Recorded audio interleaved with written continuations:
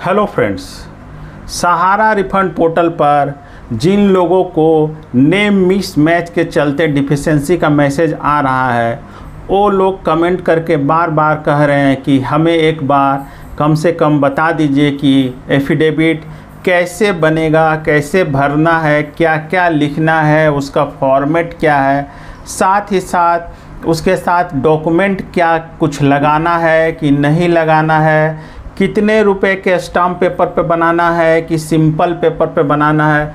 इस तरह के बहुत सारे सवाल आ रहे हैं उन लोगों के द्वारा जिनको नेम मिस मैच मतलब नाम में अंतर के कारण, जिनका नाम आधार कार्ड में कुछ और बॉन्ड में कुछ है, जिसके चलते नेम मिस मैच का एफिडेविट डिफिशेंसी आया है। तो उन लोगों ने कहा है कि हमें एक बार वीडियो बनाकर डिटेल रूप से बताइए, सारा प्रोसेस समझाइए। तो दोस्तों, आज का यह वीडियो उन लोगों के लिए है जिन लोगों ने सहारा रिफंड पोर्टल पर अप्लाई किया था और नाम में अंतर के चलते उन्हें डिफिशेंसी का मैसेज आया और उनके क्लेम को रिजेक्ट कर दिया गया।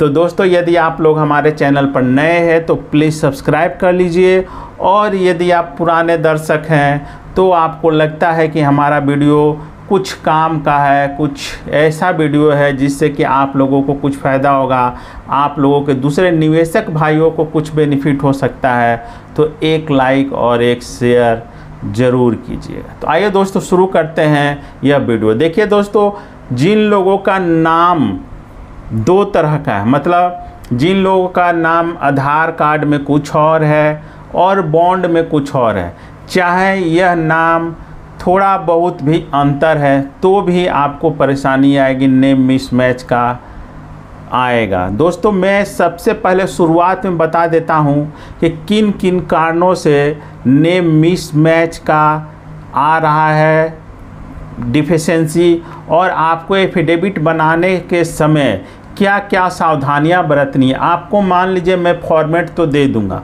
आप टाइप करा लीजिएगा, लेकिन नहीं जानिएगा कि कैसे कैसे क्या सावधानियां बरतनी है, तो बाद में फिर आपको परेशानी होगी।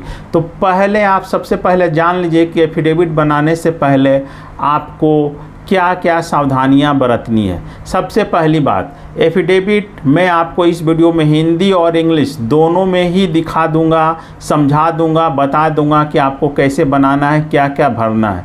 लेकिन यदि आप हिंदी में एफिडेविट बनाना चाहते हैं तो हिंदी का फॉर्मेट मैं आपको दिखा दूंगा, लेकिन आपको हिंदी में के फॉर्मेट में भी इंग्लिश में ही भरना है। जी हाँ दोस्तों, बहुत सारे ऐसे लोग हैं जो हिंदी में एफिडेविट टाइप कराकर या फिर हाथ से लिखकर हिंदी में ही भर रहे हैं, तो उन लोगों के क्लेम को रिजेक्ट किया जा रहा है। कारण क्या है कि CRCS पोर्टल पर इंग्लिश का नाम ही एक्सेप्ट करता है। दूसरा कारण है कि आधार में जो आपका नाम है जो वो इंग्लिश के नाम से, और जो CRCS पोर्टल है उसमें जो इंग्लिश का नाम है, और सबसे बड़ा बात है बॉन्ड में देखिएगा आपका नाम इंग्लिश में है, हिंदी में नहीं है। तो समस्या यहीं पर हो जाएगी। यदि आप हिंदी में एफिडेविट टाइप कराइएगा, चाहे हिंदी में लिखिएगा, और बॉन्ड में आपका नाम इंग्लिश में है, तो आप ही बताइए कैसे होगा। तो इसलिए यदि आप हिंदी का भी अगर एफिडेविट बनाते हैं तो आपको जो उसमें फिल करना है, भरना है, वो आपको इंग्लिश में ही भरना है, पहला बात। दूसरा बात, यदि आप हाथ से लिखते हैं तो सारा लेटर कैपिटल लेटर होना चाहिए। जो आपका नाम होगा टोटल बोल्ड और कैपिटल लेटर में होना चाहिए, या फिर अगर टाइप कराते हैं तो कोई बात नहीं है, वो भी कैपिटल लेटर में ही टाइप होगा। तो ये सावधानी आपको बरतना है। सबसे पहला सावधानी कि कैपिटल लेटर में नाम लिखना है आपको।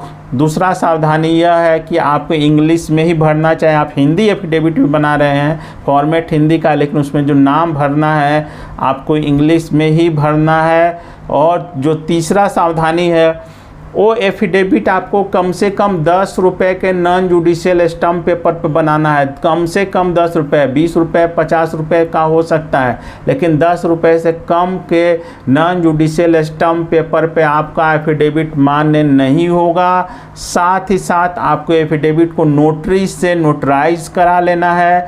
और एक चीज़ और इसमें बताया गया है कि आपको इस एफिडेविट के साथ आधार कार्ड के अलावा एक और आईडी कार्ड, आपको जब रिसबमिशन पोर्टल पर अप्लाई करेंगे तो एक और आईडी कार्ड आपको अटैच करना पड़ेगा, जिसका नाम आपको आधार कार्ड के नाम से मैच होगा। ये नहीं कि आधार कार्ड का नाम कुछ और है, जो आईडी कार्ड आप दे रहे हैं उसका नाम कुछ और हो, ऐसा नहीं होना चाहिए।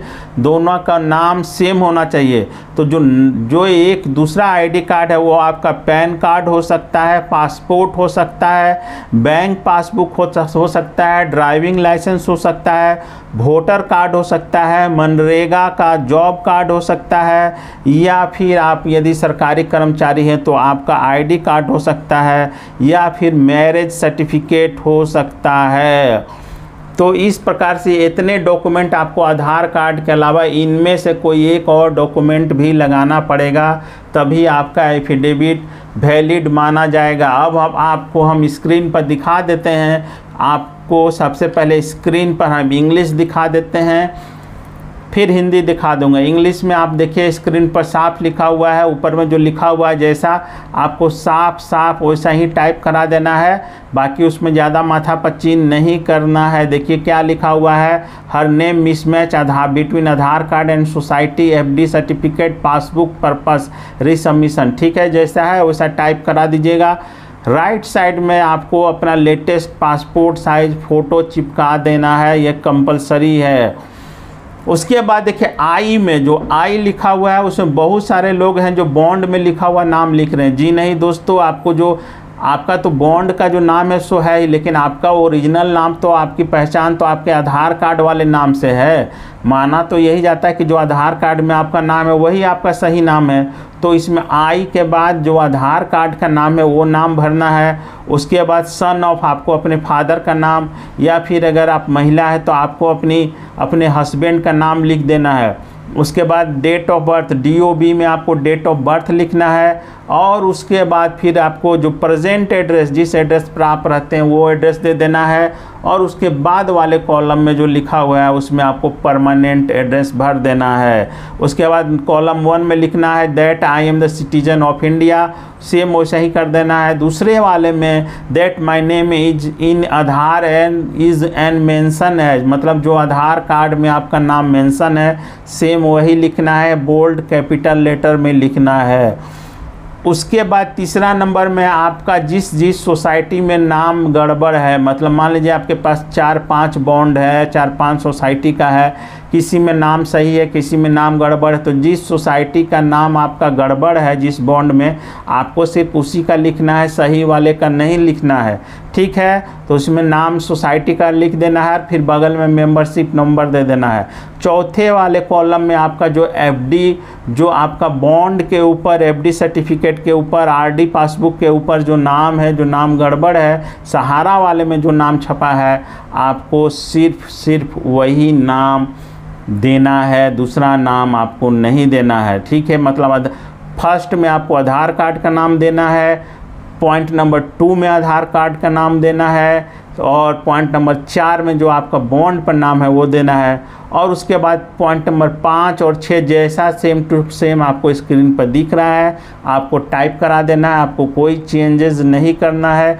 नीचे में साइन है, जहाँ सिग्नेचर डिपोनेंट है वहाँ साइन कर देना है, और उसके नीचे एफिडेविट जो नोटरी करते हैं उनका काम है, वो नोटरी अपने कर देंगे, तो उसमें बहुत परेशानी नहीं है। अब आप स्क्रीन पर देखिए हिंदी वाला है, हिंदी वाले में भी सेम वैसा ही लिखा हुआ है, जो ऊपर में हिंदी में लिखा है उसको टाइप करा दीजिए, फिर राइट साइड में आपको फ़ोटो चिपका देना है। उसके बाद लिखा हुआ मैं में जो आधार कार्ड का आपका नाम है, देखिए हिंदी का नाम नहीं लिखना है, आपको इंग्लिश में ही लिखना है, क्योंकि बॉन्ड में आपका नाम इंग्लिश में छपा हुआ है।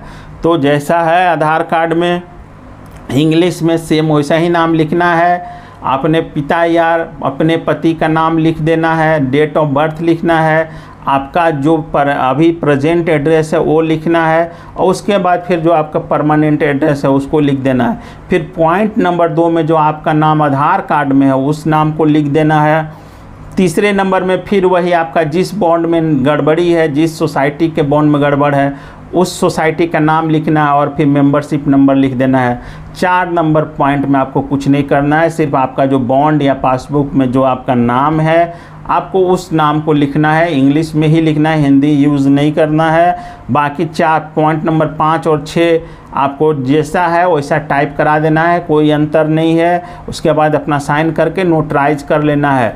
दोस्तों इसके साथ एक और चीज़ है जो मैं आपको बता देता हूँ कि जो CRCS का पोर्टल है उस पर दोस्तों साफ साफ एक दिया हुआ है नोटिफिकेशन, उसमें साफ साफ नोटिफिकेशन दिया है कि आपको भरते समय क्या क्या सावधानियां रखनी है। तो इसमें देखिए आपका नाम मिसमैच का एक बता देता हूँ कि किन किन लोगों का फॉर्म एक्सेप्ट होगा। स्क्रीन पर आप देख लीजिए क्या लिखा हुआ है, ये मेरा नहीं है, CRCS पोर्टल का गाइडलाइन है उसके हिसाब से लिखा हुआ है। यदि सोसाइटी के डाटाबेस में नाम और आधार के नाम में सूक्ष्म भिन्नता है, जैसे स्पेलिंग की त्रुटि, शॉर्ट नेम, नाम के बीच में स्पेस ना होना, सरनेम ना लिखा होना, सरनेम में बदलाव होना, तो जमाकर्ता का हस्ताक्षर युक्त शपथ पत्र लगा होना आवश्यक है। शपथ पत्र का फॉर्मेट डिपॉजिटर पोर्टल पर उपलब्ध है। शपथ पत्र 10 या उससे अधिक रुपए के स्टैम्प पेपर पर नोटराइज होना चाहिए। शपथ पत्र के साथ ही जमाकर्ता का ID प्रूफ आधार के अलावा अपलोड होना चाहिए, जैसा कि मैंने शुरू में बताया 10 रुपये का स्टैम्प पेपर का भी बारे में बताया। इसके अलावा दिया है ना, यदि नाम में पूरी तरह से भिन्नता है तो ऐसे शपथ पत्र मान्य नहीं होगा, अतः गलत शपथ पत्र ना लगाएं।